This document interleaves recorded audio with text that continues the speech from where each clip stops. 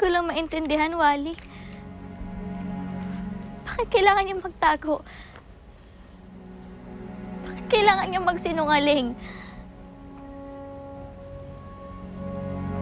Pwede naman niya sa akin sabihin yung totoo, di ba? Pilitin ko namang intindihin kahit na anong dahilan niya eh. Tia Alice, kalimutan mo na yun. Ang mahalaga, nagkabati na kayo ng nanay mo. Alam mo, maswerte ka pa rin eh. Kasi nagkita na kayo ng nanay mo. Samantalang ako, hindi ko matandaan kung may nanay ako o wala. Huwag kang mag-alala, Wally. Kapag nasa amin na yung itim na bato, sabihin ko kay nanay na gamutin ka niya para bumalik ka na sa pagiging bata mo. Sa ganun, para mahanap mo na rin yung nanay mo. Ang masakit niyan kung wala na pala akong nanay. Sinabi mo sa akin dati na meron ka pang nanay nung hindi ka pa nagkakasakit ng kalimot. Talaga po? Oo. Malay mo, hinahanap ka rin niya. Kaya lang, hindi ka lang talaga niya mahanap kasi walis ka na nga. Sana nga po, Ate Alice. Kasi kung wala rin lang po akong nanay, ano pang dahilan para maging tao ako ulit? Wala na pala akong babalikan. Ako, pinapangako ko sa'yo, Wally. Hindi tayo maghihiwalay. Pangako yan.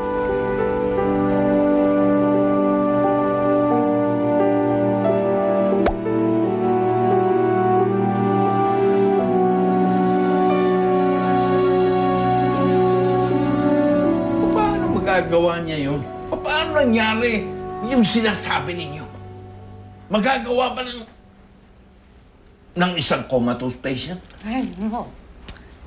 Pero Lo, kitang-kita namin nangyari. Kahit kami hindi makapaniwala eh. At wala na nakitang pagbabago yung doktor.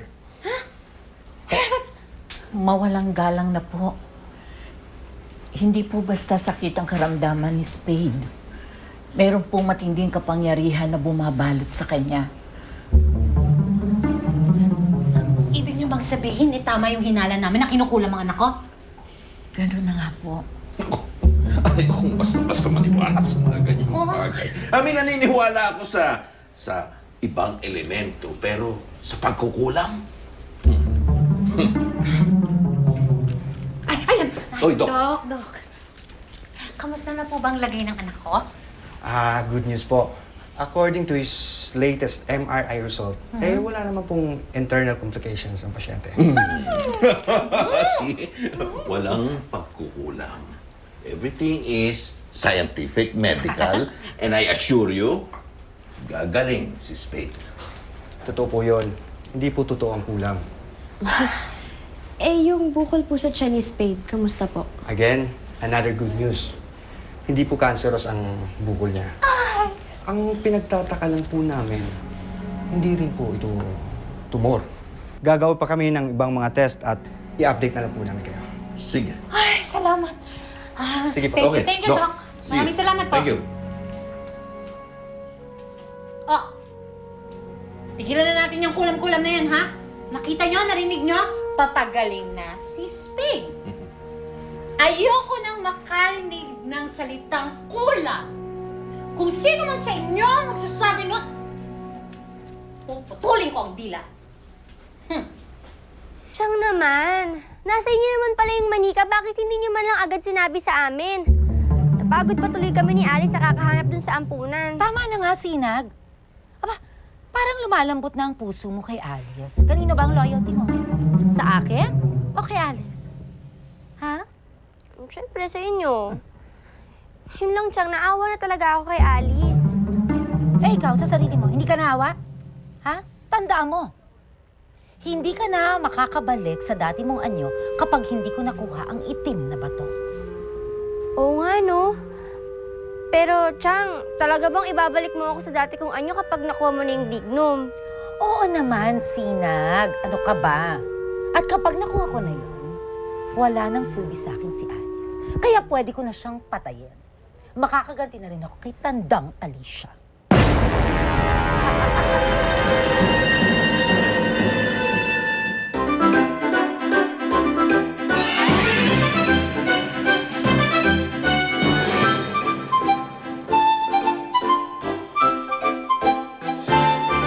yung sinabi ni Queenie. Si Alice pa talaga yung nakulam kay Spain.